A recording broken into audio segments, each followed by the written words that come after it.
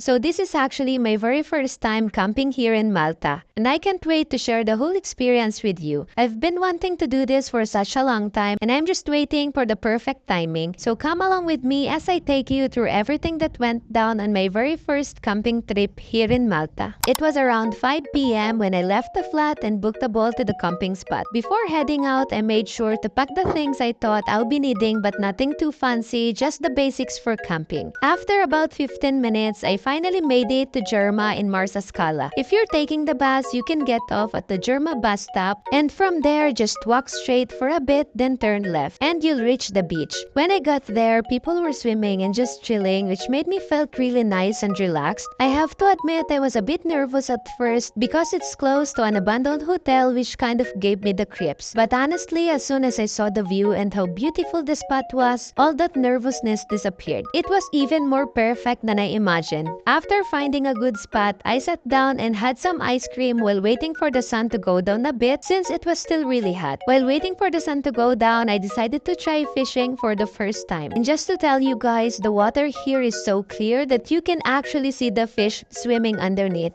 Anyways, while fishing, my fishing rod got stuck on a rock. The water was deep and wavy and I didn't know how to swim. Luckily, the guy nearby helped me to get it. I didn't expect to catch anything on my first try, but I did, and honestly, that felt like a flex. After fishing, we decided to set up the tent since it wasn't too hot anymore. Being a first-time camper, setting up a tent really tested my patience. Oh my god, I think it took us about 20 minutes just to get it up. And when I finally figured it out, I just laughed at myself because it was too simple, but that's all part of being a first-timer rule. I also set up everything I needed for cooking. By the way, all my camping gear was borrowed from a friend, like everything. The cooking utensils, lights, tent, and even the fishing rod. The only thing I brought myself were food and clothes. Big thanks to our friends Kuya Jello and Kylie for letting us borrow all of this. Salamat na marami! It was around 7:30 p.m. when I started cooking dinner. I was starving since the last time I ate was in the morning. I had Korean barbecue that had been marinated for almost 2 days. Yeah, that's how excited I was for this. I also cooked some noodles because it's a really good combo. And just look at this view while I'm eating, grabe. I used to only dream about this and now I'm actually experiencing it. After dinner, I tried fishing again, hoping to catch something, but no luck this time. In the end, I just relaxed, had some coffee, and enjoyed the evening before calling it a night. The next morning, I woke up around 6 a.m. to the sound of the waves. It was such a peaceful way to start the day. When I woke up, there was already a man fishing nearby, starting his morning just like me. Grabe, I still can't believe I'm actually experiencing this. Back home, I used to dream about living on an island, enjoying a laid-back lifestyle. Anyways, just a funny story. You know, last night, I was actually a bit hesitant to sleep here because the spot is close to an abandoned hotel. And of course, I was imagining ghosts and those scenes like in a horror movie. I'm such a coward when it comes to this stuff, so I tend to overthink everything. But in the end, I slept peacefully and it was such a calm, beautiful night. After my morning coffee, I decided to go for a swim and just soak in the beach. It felt so refreshing and the water was perfect for starting the day. Just a quick story about me and the beach. Honestly, I used to actually hate going to the beach. I always preferred pools or indoor activities because I felt like the beach wasn't for me. I was born with brown skin, and back in my country, there's this idea that you're only beautiful if you're fair. I used to feel so insecure about getting tan, so I'd hide from the sun and stick to indoor activities. But that started to change after I graduated and traveled to other countries. I realized there are places where people genuinely appreciate and love brown skin. Slowly, I began to embrace the sun, the sand, and the beach itself. Now I actually enjoy being out here, feeling the warmth on my skin and just soaking in salt water. To anyone out there with brown skin who feels insecure about themselves, your color is beautiful. You don't need to fit someone else's standard of beauty. Embrace who you are, love your skin color, and don't be afraid to enjoy the things you used to think weren't for you. If I can learn to love my brown skin, overcome the idea that being brown is less beautiful, and enjoy the beach without worrying about what others people think, then you can too. You don't need anyone else's opinions and just focus on your own soul and what feels right for you. So yeah, after enjoying the beach, we went fishing again, and here's all the fish we managed to catch. We also packed up and made sure to clean the area where we camp. Always remember guys, whenever you go camping, try to leave no trace so others can enjoy the same spot. And that's it for now. I hope to get to do more camping like this, and of course I hope you do too. Bye! Salamat for watching!